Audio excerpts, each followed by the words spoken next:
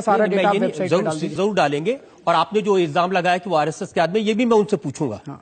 ठीक है, उसका भी पूरा कच्चा चिट्ठा आपके सामने रखेंगे। अभी तक आपको पता नहीं था वो? मुझे नहीं मालूम था। अच्छा। मुझे नहीं मालूम था।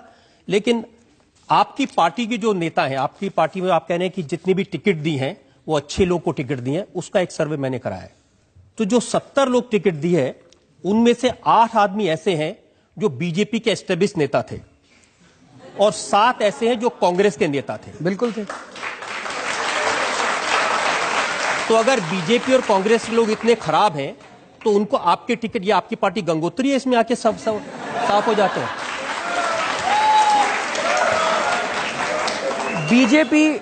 बीजेपी एक माफिया है, उसको माफिया चला रहा है।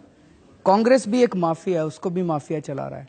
लेकिन बीजेपी और कांग्रेस के अंदर चंद लोग ऐसे हैं जो अच्छे लोग हैं, जो वहां पे घुटन महसूस कर रहे थे। ऐसे लोगों का स्वागत है।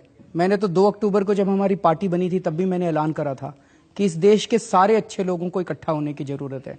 जहां भी कोई काम ऐसे 1-2 अच्छे लोगों से मिलवा दूं मैं आपको? सर 1 मिनट तो आप सुन लीजिए, जिनको आपने मैं 2 मिनट तो मेरे को बात नहीं करने दे रहे। अरे आप ही को तो बात करने दे रहे हो। आपका बीजेपी और कांग्रेस के अंदर जब भी कोई आदमी आता है, बीजेपी या कांग्रेस या किसी और भी पार्टी का, और हमारी पार्टी में आना की टिकट लेना चाहता है, मैंने जैसे बताया कि हम एक आदमी की जांच करा रहे हैं। जब कोई दूसरी पार्टी छोड़ के आता है तो उसकी 3 गुना जांच कराते हैं हम लोग। जिनकी आपने 3 गुना जांच कराई, उनकी थोड़ी जांच मैंने भी कराई। हाँ, बता दीजिए। उत्तम नगर विधानसभा से आपने टिकट दी है देशराज राघव को। इनको माना जाता है राशन माफिया।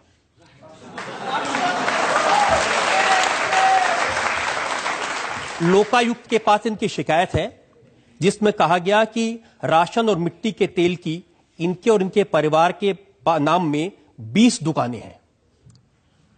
मिलावट का सामान बेचते हैं, पत्नी के नाम पे, बहन के नाम पे, परिवार के नाम पे।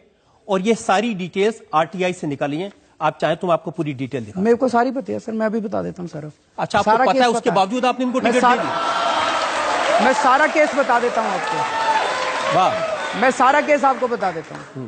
इसके अलावा भी कोई और है? नहीं, बहुत है। अभी तो शुरुआत है। रवींद्र जी क्या बात कर रहे हैं आप? ठीक है।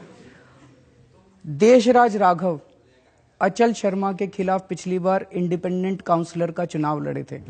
अचल शर्मा बीजेपी का आदमी है उत्तम नगर से। अचल शर्मा बुरी तरह से हार गया। मैं अचल शर्मा की नहीं पूछ रहा, माफिया तो ये है जिनको आपने टिकट दिया है। बात तो बता दूं आपको पूरी। अब मेरे को पूरा करने देंगे, बीच में काटेंगे नहीं? नहीं, बिल्कुल काटूंगा। अगर आप, मैं पूछ रहा हूं कि क्या इनके खिलाफ लोकायुक्त के पास शिकायत है कि नहीं है? सर मेरे को जवाब देना पड़ेगा। अगर आप मेरे को जवाब देने देंगे तब तो मैं जवाब आप जवाब दे ही नहीं रहे, आप तो दूसरे बात के बारे में बात कर रहे हैं। तो फिर ऐसे तो काम नहीं चल सकता। ऐसे ही काम चलेगा?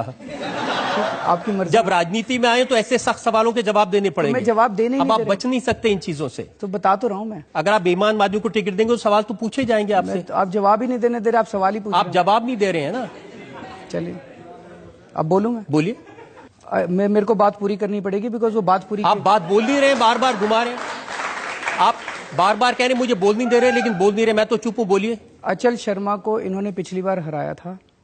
आप अचल शर्मा के पीछे पड़े आप? सर ये अचल शर्मा की कंप्लेंट है, ये अचल शर्मा की कंप्लेंट है। मैं आपसे पूछ रहा हूं कि देशराज राघव, सर ये नहीं है उनके दुकान, एक भी दुकान देशराज राघव के सामने अगर आप साबित कर दें, हम अपनी पार्टी बंद कर देंगे। नहीं, ये प्रूफ है। ये आरटीआई से इंफॉर्मेशन आई है। ये प्रूफ है। ये आरटीआई की इंफॉर्मेशन नहीं है, ये अचल शर्मा की कंप्लेंट की कॉपी है। ये कंप्लेंट की कॉपी, हाँ, लोकायुक्त से आई है। अब मैं आपको कंप्लेंट तो कोई भी कर सकता है। अगर आपको आरटीआई का शौक है, दिखाइए। ये लीजिए आरटीआई। ये आरटीआई की कॉपी है। इसके बाद भी एक और आरटीआई हुई थी, इसके बाद एक और आरटीआई आई थी। एक मिनट सुनिए। क्या बात हुई? ये आरटीआई दे दिया, क्या इसके बाद एक और आरटीआई होगी? सुनिए तो सही, आप मेरी बात नहीं सुन रहे। ये जो आरटीआई आई थी, एक मिनट, ये देशराज राघव के खिलाफ एक आरटीआई है। हाँ। लोकायुक्त की अगर आप पूरी कंप्लेंट पढ़ें, लोकायुक्त की कंप्लेंट में लिखा हुआ है कि उन्होंने अचल शर्मा ने एक आरटीआई डाली जिसके अंदर उनको एक इन्फॉर्मेशन मिली। उसके बाद उन्होंने दूसरी आरटीआई डाली जिसमें डिपार्टमेंट ने ये कबूल किया कि हमने जो पिछली आरटीआई का जवाब दिया था वो गलत था और देशराज राघव के नाम पे एक भी दुकान नहीं है। देखिए, आपके समर्थक के बारे में इल्जाम लगे तो आप एक आरटीआई, दूसरी आरटीआई, लोकायुक्त ये सब करने लगते हैं। किसी दूसरे के बारे में इल्जाम लगे, सबूत हो ना हो, आप इल्जाम लगा देते हैं। सर मैं जिस देशराज यादव की एक इंटरेस्टिंग बात बता देता हूं, ये तो छोड़ दीजिए। चलिए, आप कह रहे हैं पहली आरटीआई, दूसरी आरटीआई। इनके पिताजी की डेथ हुए 4.5 साल हो गए। ये मेरे पास बैंक के रिकॉर्ड है, उनकी पेंशन अभी भी उनके नाम में आ रही है। सर इन्होंने देशराज राघव ने बैंक को और डिपार्टमेंट को उसी टाइम लिख दिया था। अगर आप मेरे को बताते, इतने दूध के धुले कि बैंक को कह दिया पिताजी के पेंशन मत देना, मरे हुए 4.5 साल हो गए। कह दिया था सर। क्या बात कर रहे हैं? मैं आपको चिट्ठी की कॉपी दिखा देता हूं। मैं आपको चिट्ठी की कॉपी दिखा देता हूं। बैंक की कॉपी है, अभी हाल ही में बैंक में जमा हुए पैसे। हाँ तो सर इसमें से उन्होंने 4 साल पहले जब उनके पिताजी की डेथ हुई थी, उन्होंने जो चिट्ठी लिखी थी बैंक को, वो चिट्ठी की कॉपी अगर आप मेरे को पहले बताते, हाँ। मैं वो सारे सबूत लेके आ जाता आपके पास। आप पहले आदमी जो मुझे कह रहा है आपकी अदालत में आया तो मुझे पहले बता देता क्या कर रहा है। तो सर अगर आप ये डॉक्यूमेंट्स दिखा रहे थे, ये तो वन साइडेड डॉक्यूमेंट्स है ना, ये तो वन साइडेड डॉक्यूमेंट आपने भी, मैं आपको काउंटर देने के लिए तैयार हूं। जब लोगों पर इल्जाम लगाए हैं ना, तो वन साइडेड डॉक्यूमेंट पर लगाए हैं। हाँ तो सर आप तो उसके बाद आप जब प्रेस कॉन्फ्रेंस करते हैं जिसके खिलाफ में, उसको पहले बता देते हैं मैं आपके खिलाफ ये बोलने वाला हूं, अब जवाब लेके आ जाओ। ऐसा तो नहीं हो सकता। नहीं तो ठीक है भाई, अब तो जनता तय करेगी। देखिए मैं आपको और एग्जाम्पल बताता हूं। करोल बाग से आपने विशेष रवि को टिकट दिया है, उनके भाई चकित रवि अभी 26 अगस्त को किडनैपिंग के इल्जाम में पकड़े गए जेल में। ऐसे आपके उम्मीदवार हैं। हरीश अवस्थी, विनोद कुमार, बड़ी लंबी लिस्ट है ऐसे उम्मीदवार। अब आप क्या करेंगे? जिन उम्मीदवारों के खिलाफ इल्जाम है, जिन उम्मीदवारों के खिलाफ भ्रष्टाचार के आरोप हैं, जिन उम्मीदवारों के खिलाफ या उनके भाई के खिलाफ क्रिमिनल केस हैं, उनको उम्मीदवार बनाए रखेंगे या हटा देंगे? सर ये हम सारी जांच कर चुके हैं।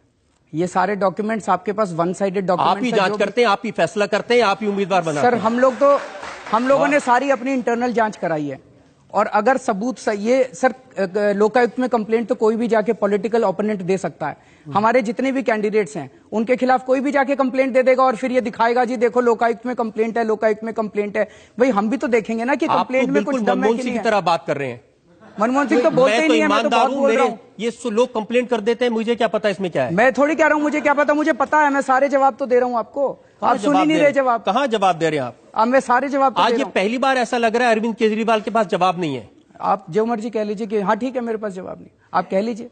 नहीं मेरे कहने से क्या है भाई, आप देखिए आप अपना मन बना बैठे हैं। आज आप अपना मन बना बैठे हैं। अब ये भी आर्गुमेंट नहीं चलेगा अरविंद जी। जनता बैठी है सबके सामने, मैं कागज दिखा रहा हूं, सवाल पूछ रहा हूं, आप कह रहे मन बना बैठे हैं। अगर मन बना बैठा हो तो आपको बुलाता क्यों, आपसे सवाल क्यों पूछता? सर जो आपके पास डॉक्यूमेंट्स हैं ये